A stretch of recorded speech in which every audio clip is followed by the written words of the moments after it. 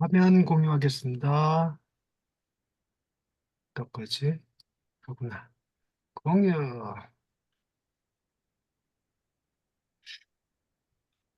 복음과 삶에 관한 고전적인 공식부터 다루게 되네요. 오늘 다루는 건 파트 1 말씀을 섬기는 설교의 두 번째 매번 복음을 설교하라입니다. 우리는 오직 그리스도를 통해서 오직 믿음으로 구원받지만 이 믿음은 계속 그 상태인 채로 머물러 있지 않는다. 진정한 구원은 항상 선행과 변화된 삶으로 귀결된다.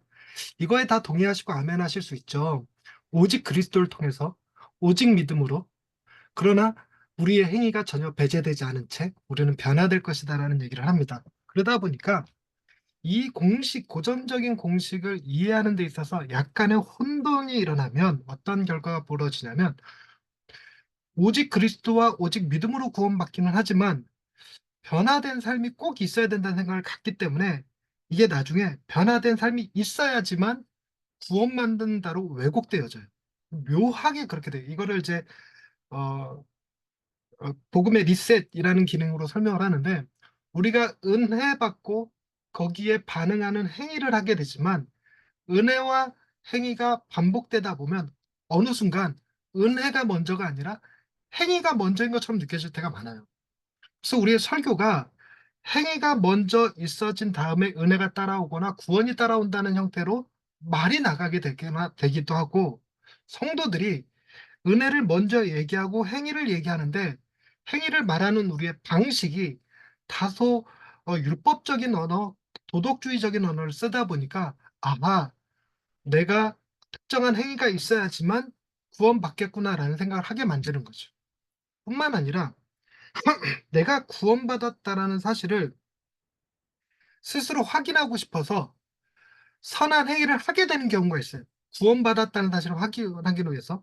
그러다 보니까 선한 행위를 한 것으로 인해서 안심하는 거예요. 그때 선한 행위는 복음이 일으킨 선한 행위가 아니라 내 자신의 두려움이 일으킨 선한 행위예요.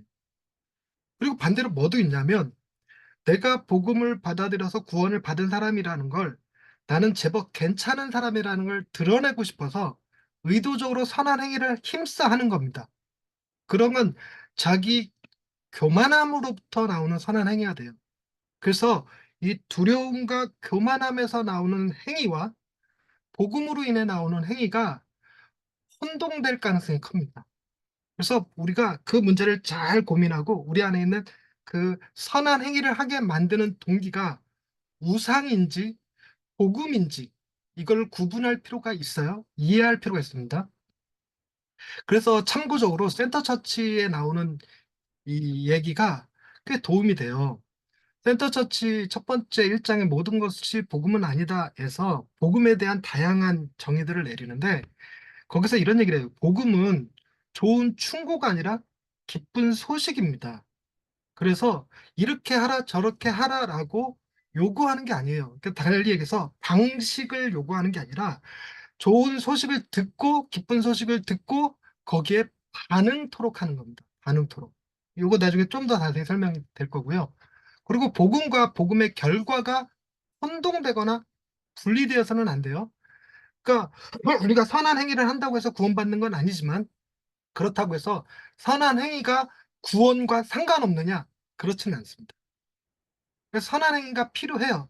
필요하지만 선한 행위가 구원을 이루는 조건이 아니고 구원이 선한 행위를 만드는 조건이 됩니다. 그래서 복음은 사랑의 삶을 창조하는 좋은 소식입니다. 제가 제일 좋아하는 복음의 정의인데 사랑의 삶을 창조한다는 말 때문에 제가 참 좋아해요.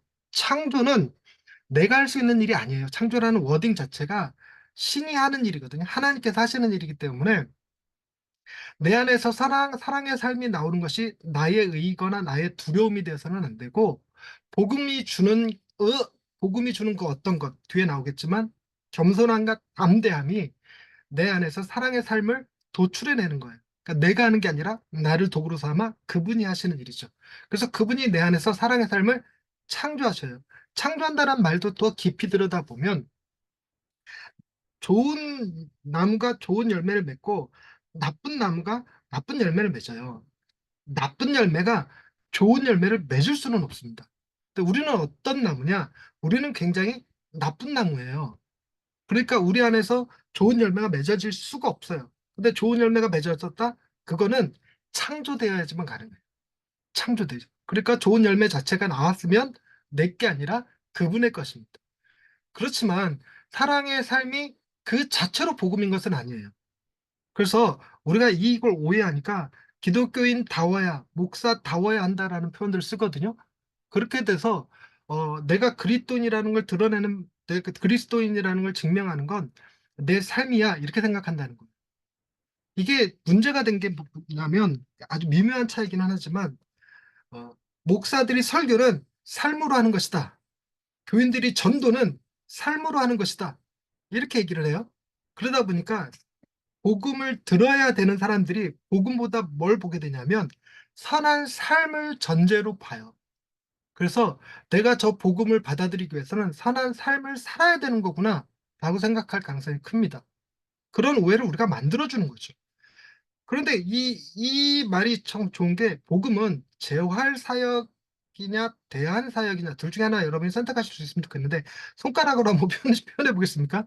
복음은 재활 사역이다 1번, 복음은 대안 사역이다 2번. 자, 1번, 2번 어떤 걸까요? 어떤 걸까요?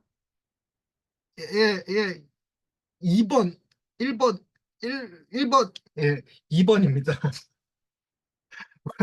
복음은 내가 무엇을 해서 막 훈련되는 게 아니라 내 대신에 무엇인가가 되어지는 거예요. 대신해 주는 거예요. 대신해서 대한 사역입니다. 근데 우리는 교회 안에서 성도들로 하여금 재활시키려고 자꾸 해요.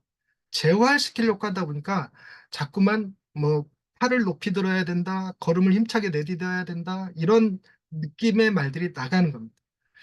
대한 사역입니다. 복음은.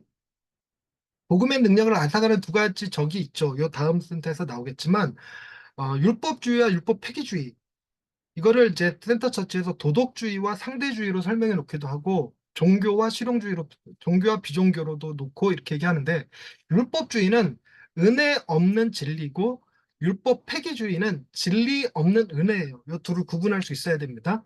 진리와 은혜는 서로 대척점에 있습니다. 사람이 진리로만 다가가면 죄인 돼요. 그러면 사형해야 됩니다.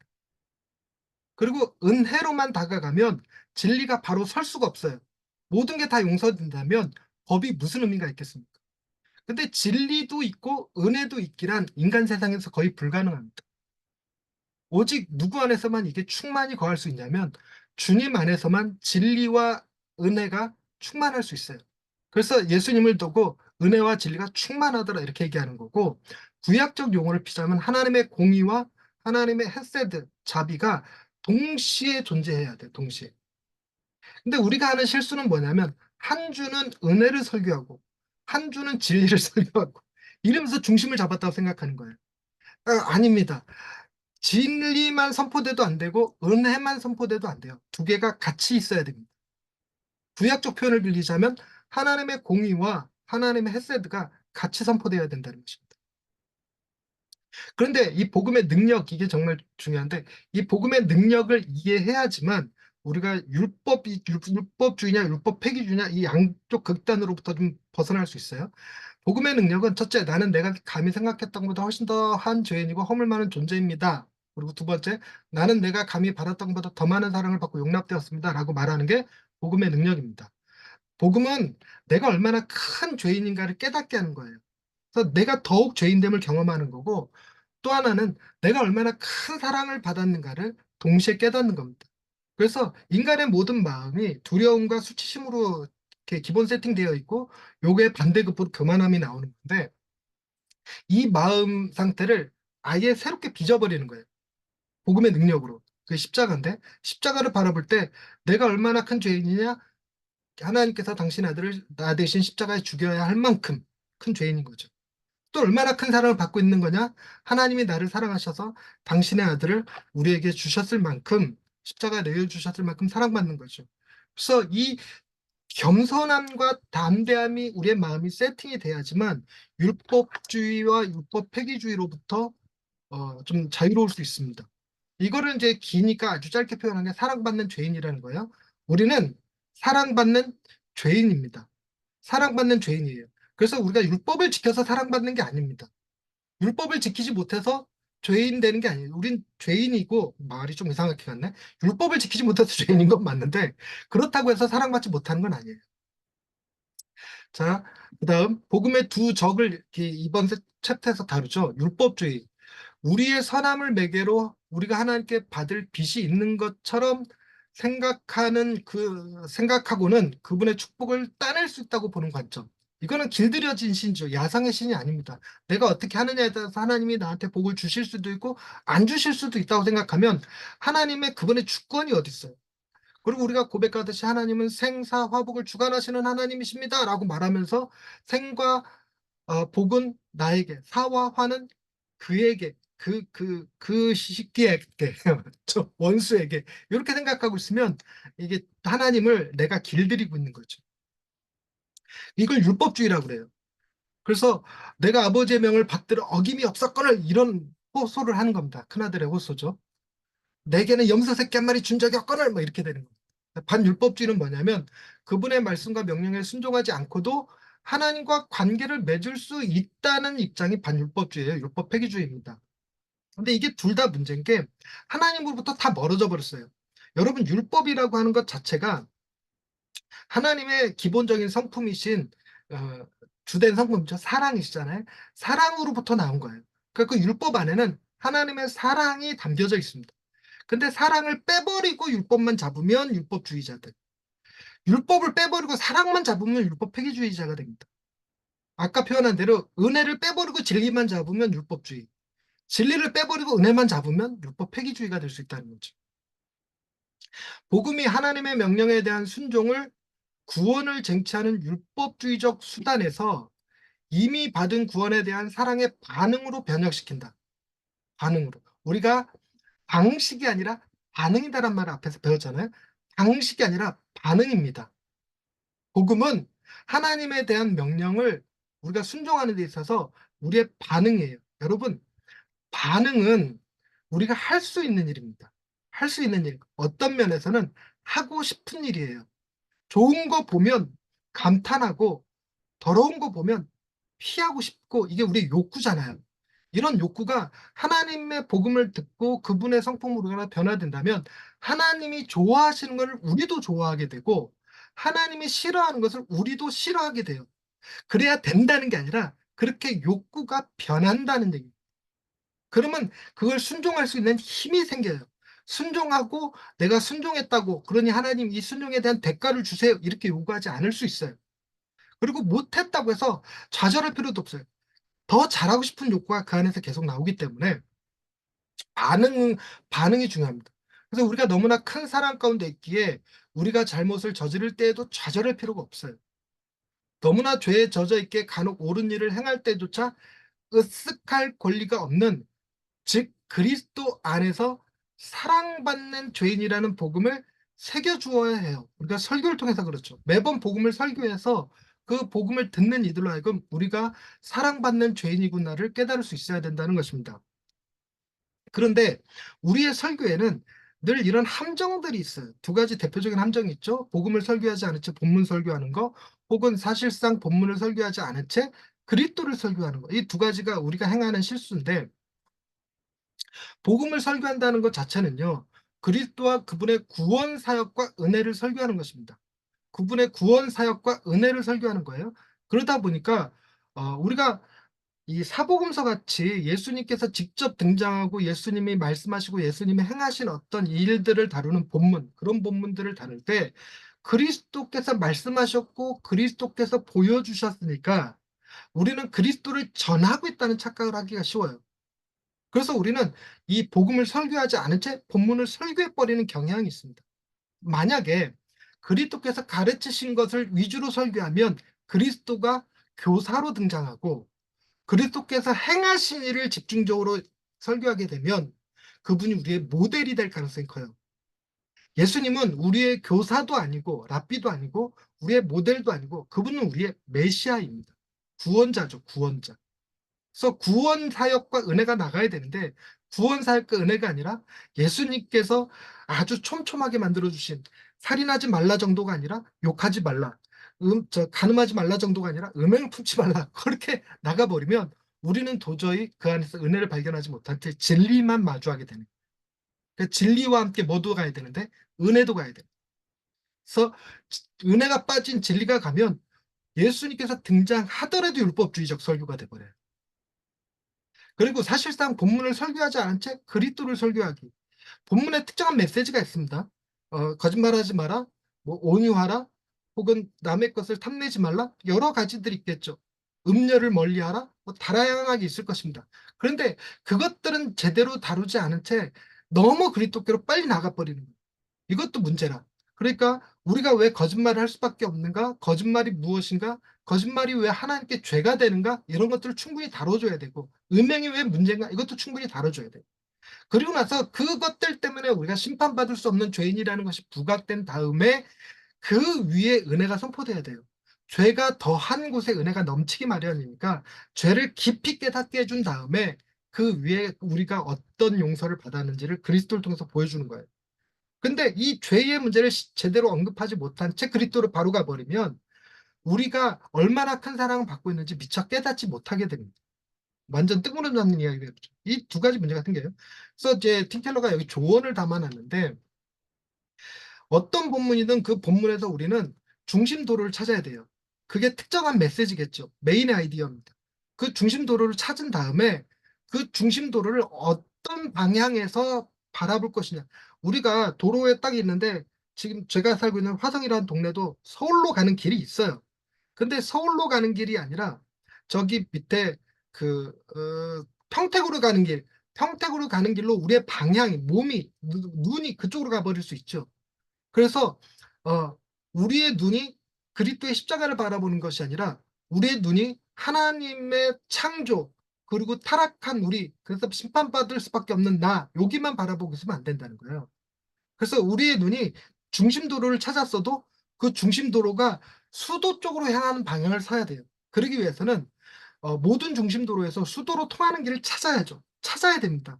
없다고 그러지 말고 찾아요. 못 찾겠으면 다른 본문을 택하세요, 그냥. 예. 그래서 어떻게든지 이 길 끝에 그리스도가 계심을 보여줄 수 있어야 됩니다. 그래서 마지막에 이런 멘트를 합니다. 온전함을 잃지 않은 채 각 본문의 중심 메시지로부터 그리스도를 설교할 수 있는 어떤 길이 있다. 설교가 끝나기 전에 바로 그 길을 가리키고 바로 그 길을 여행하라. 틴켈러가 설교할 때 그런 일이 일어난대죠. 막 처음에는 받아 적다가 어느 순간에 이 펜을 딱 내려놓는 순간이 있다 그래요. 펜을 딱 내려놓는 순간, 그리스도가 등장하는 순간이죠. 그리스도가 나올 시점이라는 걸 알아. 그러나 그리스도를 제시하는 방식이 천편일률적으로 똑같지가 않고 다양하거든요. 다양해요. 뭐하게 연결되기 때문이냐면 그 본문의 메인 아이디어와 연관되어져서 그리스도가 소개되기 때문에 어, 항상 똑같지 않습니다. 다양합니다. 그 다양하게 설교하는 방식들이 있어요.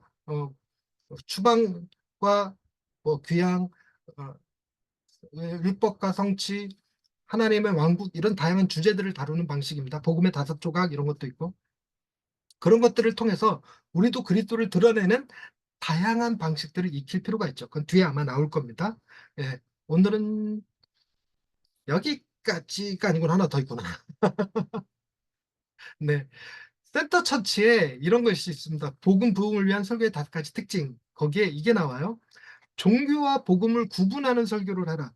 여러분, 우리는 종교와 복음을 명확하게 구분할 줄 알아야 돼요. 종교는 행위를 통한 대가의 구원이고, 복음은 복음의 구원에 대한 우리의 반응입니다. 이 둘을 구별할 수 있어야 돼요. 그러면서 뭐뭐 하십시오라기보다 어떻게 반응하도록 유도하는 것이 다른 거죠. 그래서 우리는 이 종교와 비종교를 모두 비판하고, 무엇보다도 행위 아래 숨은 우상숭배 핵심 문제, 내가 두려움 가운데서 선한 행위를 하든 내 교만한 가운데서 선한 행위를 하든 그 모든 것들은 다 우상숭배죠. 내가 인정받고 싶어서, 내가 심판받기 싫어서 하는 것들, 자기 중심성을 벗어버리지 못하게 만드는 것들, 이런 것들이 다 우상숭배입니다. 그래서 우상숭배 핵심 문제를 다뤄줘야 돼요. 우리는 안인 통건, 안정, 인정, 통제, 권력의 우상들이 있기 때문에 하나님의 말씀을 딱 듣고 하나님의 말씀을 실천할 때 하나님 앞에 인정받고 싶어서 실천하는 경향이 있어요. 특히나 목사님들 같은 경우는 하나님께 착하고 충성된 종이라는 소리가 듣고 싶어서 순종하는 경우가 있죠. 이 우상숭배, 인정의 욕구죠. 그리고 통제와 권력, 내가 우리 교인들을 통제하고 그 가운데 권력을 행사하려고 설교를 하는 경우도 있죠. 이런 것들이 밑에나 깔려 있습니다. 가난한 자들을 도울 때 권력의식이 있죠. 약한 자들을 가르칠 때 권력의식이 생기죠. 이런 것들이 가르치는 것, 돕는 것은 좋은 일이지만 그 밑에 숨은 우상이 있어요.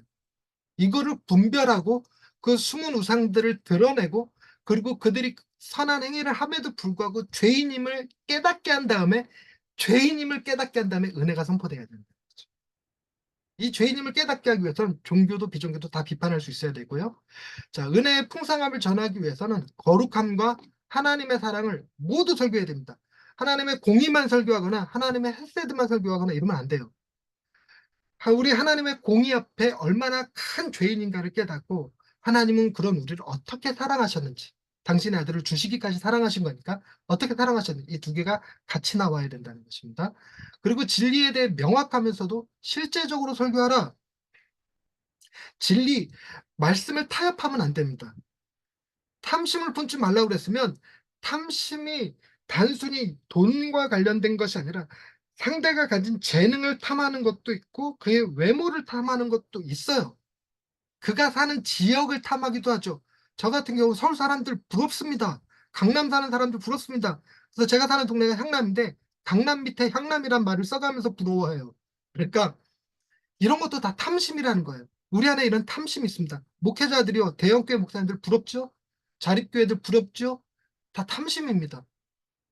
그리고 그것들을 명확하고 실제적으로 설교하셔야 돼요. 그 죄입니다. 이렇게. 그런 우리를 주님께서 구원하신 겁니다. 그래서 설교는 그리스도께서 우리의 마음과 상상력을 사로잡되 물적인 것보다 더 강하게 사로잡도록 그분을 다시 제시하는 거예요.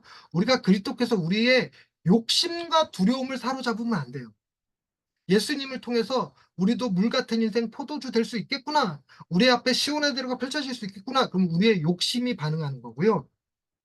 우리가 주님 말씀대로 살지 못하면 버려져서 슬피 울며 이를 갈미 있겠구나. 버려지겠구나. 심판받겠구나. 외면당하겠구나. 이 생각이 들면 두려움에 사로잡혀요.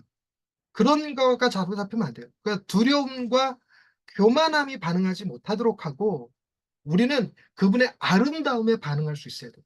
그래서 그분이 우리에게 주는 돈보다 우리에게 주는 능력보다 그분 자체가 더 아름답게 느껴져요. 그래서 물적인 것보다 예수 그리스도가 더 강하게 내 마음속에 다시 제시돼야 돼요. 그래서 다시 정리하자면 모든 본문에서 그리스도를 설교하셔야 됩니다. 그렇지 않으면 유대인들이 회당에서 랍비한테 설교 듣는 게 낫지 우리한테 듣는 것보다. 우리는 어떤 본문이든 그리스도를 전하기 때문에 목사인 거죠. 그리고 그리스도인과 비그리스도인 모두에게 동시에 설교할 수 있어야 되는데 여러분 비그리스도인에게 설교할 때 율법적이고 도덕주의적인 설교는 반발만 일으켜요. 그리스도인들에게는 자기 의의만 부추깁니다. 그래서 이 도덕주의적이고 율법적인 설교가 아닌 그리스도의 사랑을 설교함으로써 그리스도인도 비그리스도인도 다 들을 수 있는 설교해야 돼요. 누군가는 배제되면 안 돼요. 자, 여기까지 하겠습니다. 수고하셨습니다. 네.